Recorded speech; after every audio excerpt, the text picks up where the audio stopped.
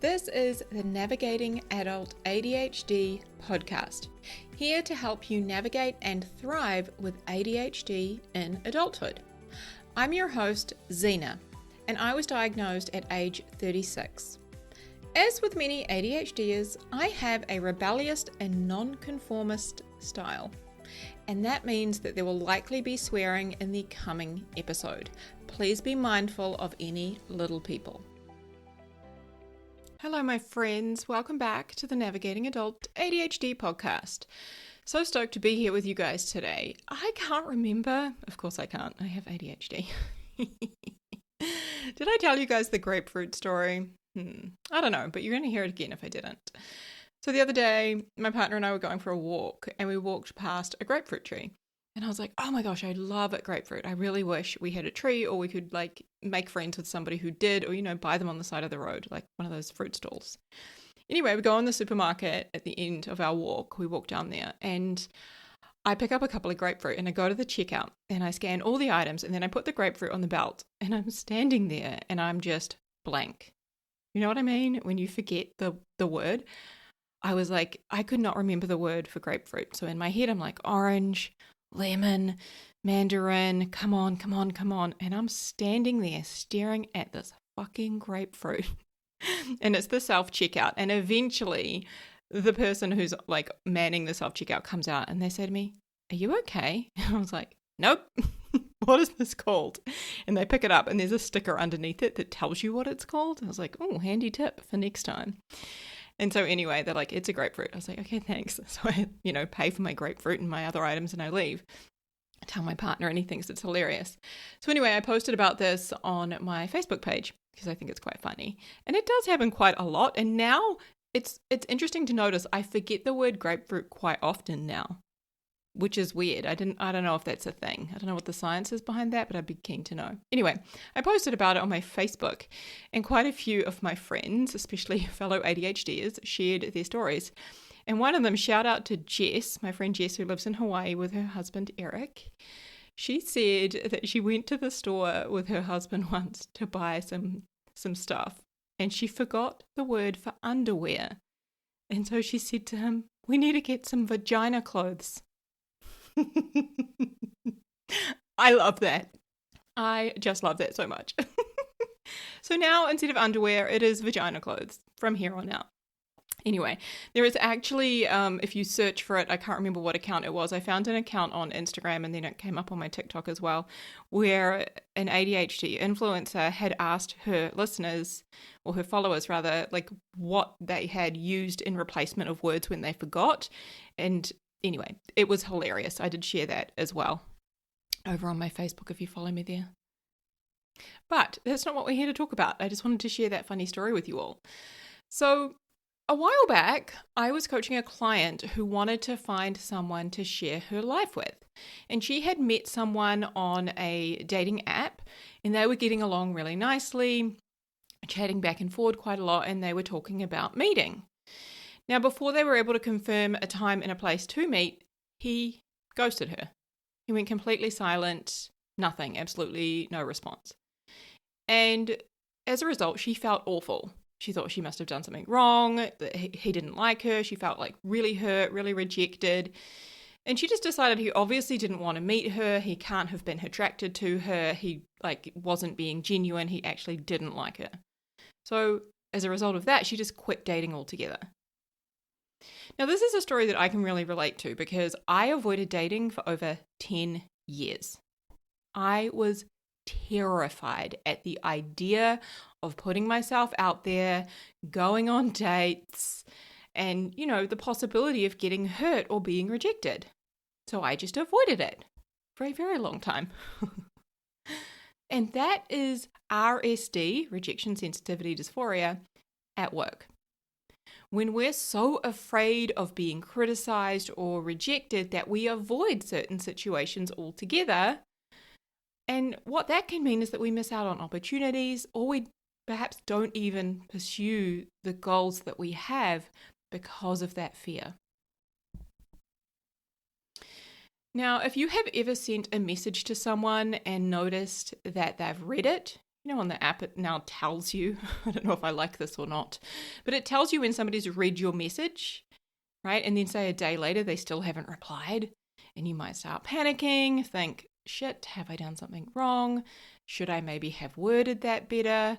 Did I forget something?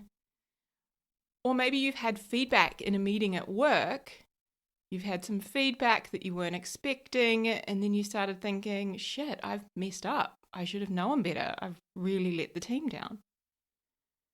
Keeping in line with that example, something that I regularly see at my Toastmasters meeting, which I know I've shared about on a past episode, but it's like where you go to get better at public speaking. So we have roughly 35 people. We come together every Thursday morning, and we're all there to practice speaking. So there's speeches and various different roles.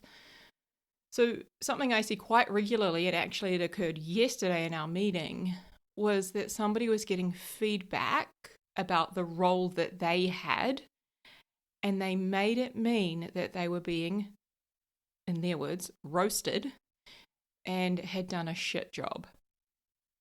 Now, what is so interesting here is that they did get positive feedback. So they did get given some good things that they had done really well. And then they got a recommendation, and all that they heard or all that they absorbed, soaked in like a sponge, was that recommendation that they received for how they could improve in a certain area. And they internalized that and then decided that they were being roasted and had done a shit job. Now, I have seen so many people come to our Toastmasters meetings and do this. And it happens very gradually, and it'll be a couple of months in, they do that, and then they just never come back, which sucks. It really sucks because, we all go to Toastmasters to learn and improve, to get better at public speaking and overcome that, fear that many humans have, when it comes to speaking in public. We want to go along to, learn and get skills and eventually feel confident. But when people do that, when they take the feedback and they make it mean something negative and awful and bad about themselves, they quit too soon. So what do all of these examples have in common? One question, or rather, in these examples, one decision that these people have made. And that is, they have made it mean something negative about themselves. So I'm going to further explain this. Back to the dating example. When my client was ghosted, she made that mean that he didn't like her, she wasn't good enough, a lot of really negative things about her. She didn't have what it takes to date, nobody was going to want to be with her, all sorts of things. And when she made it mean that, she felt rejected. She felt awful. And of course, what do you do when you feel that way? Quit dating. So what I want to show you is that what you make it mean is optional. You get to decide. So I actually shared my story with her.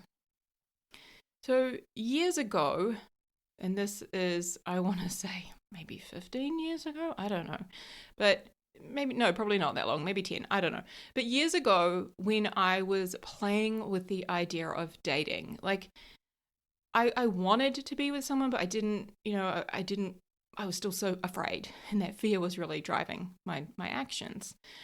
But years ago, I was playing with the idea of dating, and what I would do is I would download the dating apps, and then I would match with someone, and you'd have conversation. And it would be really nice, and you'd enjoy, chatting back and forward. And then comes the part where they're like, oh, so let's go for a drink. They want to meet, obviously, that's the whole point of it. But what would happen when they said, let's meet and, start, making plans, is I would get terrified. I was like, that's the bit that tips me over the edge. I can't fucking do that. No. So what I would do in very dramatic fashion is delete the dating app, throw my phone across the room. I actually remember doing this on multiple occasions.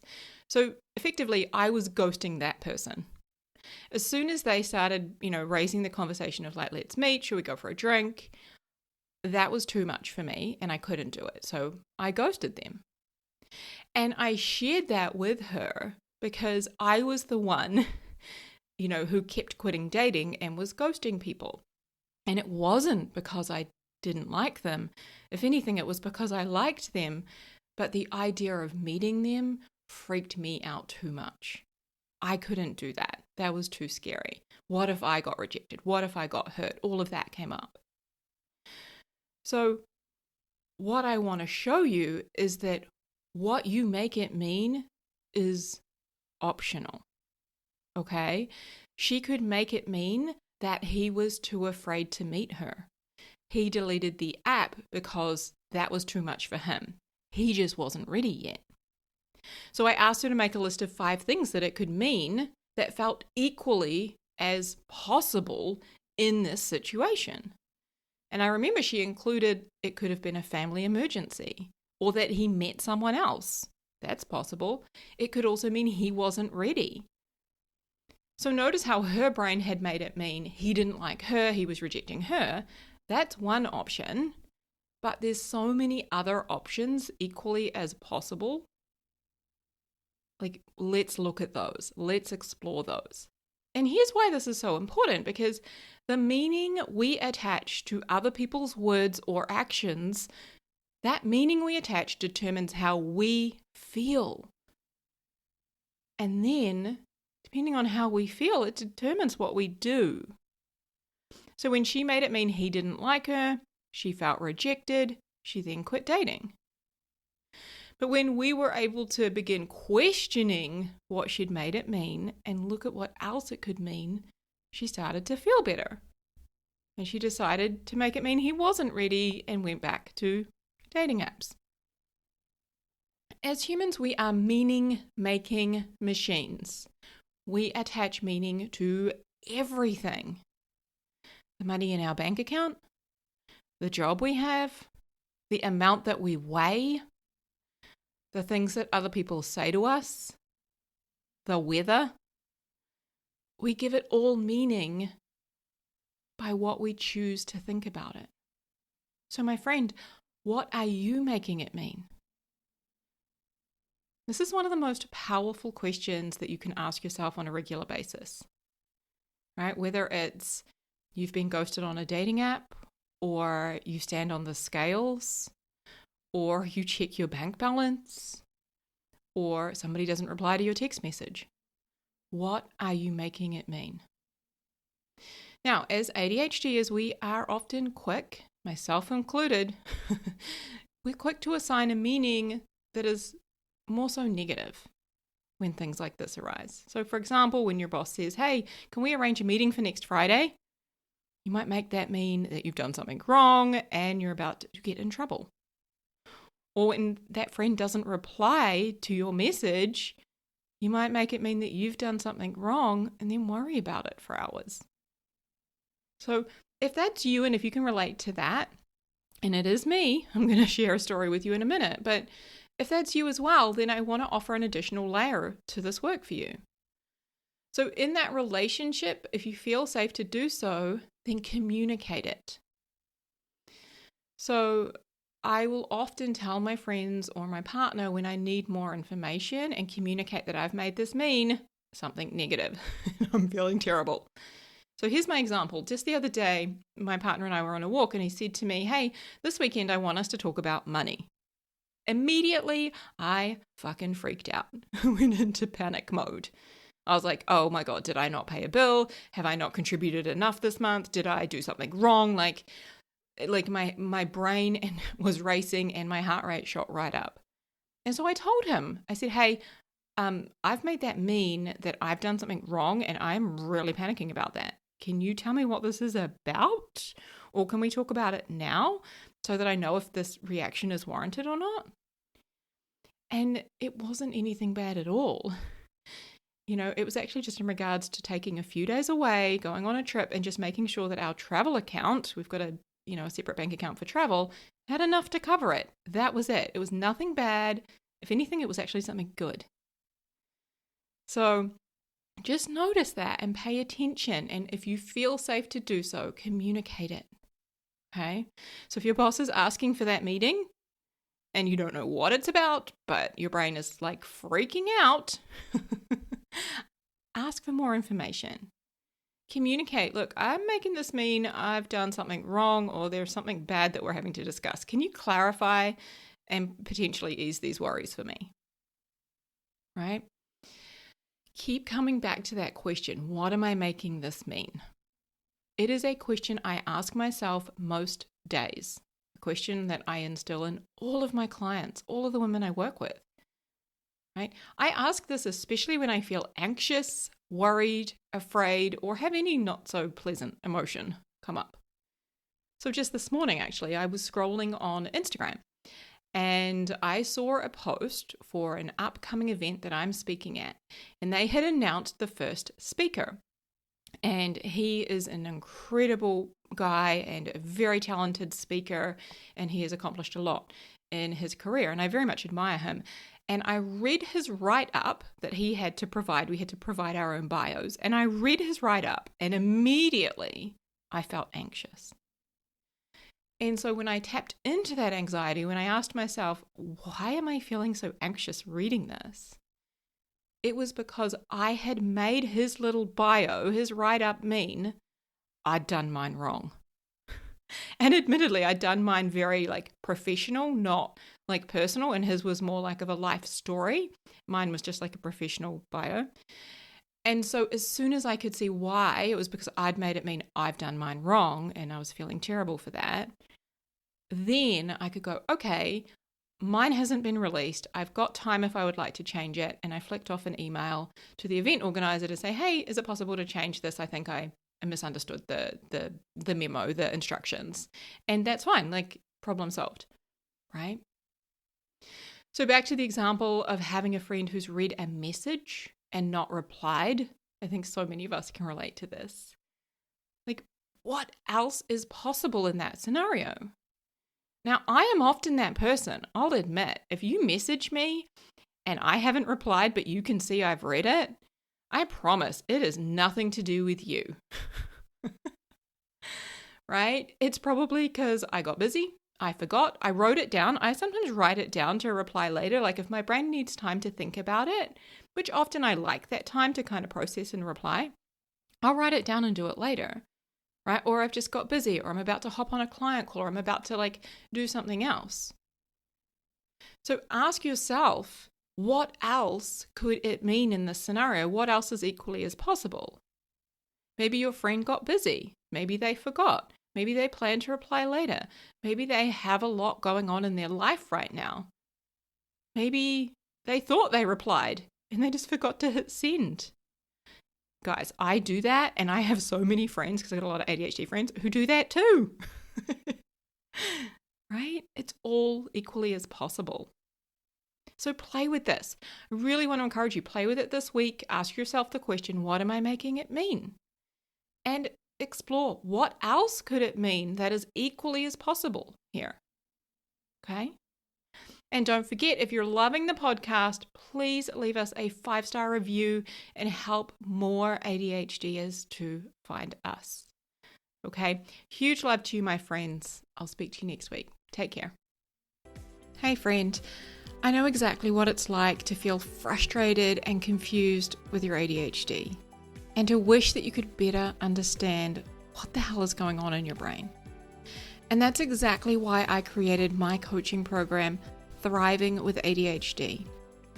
Inside Thriving with ADHD, you learn a step-by-step process to set and finally achieve your goals, to understand yourself and your ADHD. It's where you learn to feel better and manage your emotions and create systems and processes that work for you with your ADHD brain.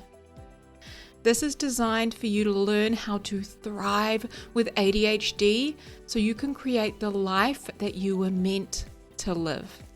Visit zenajones.com/ADHD to learn more and book a consultation.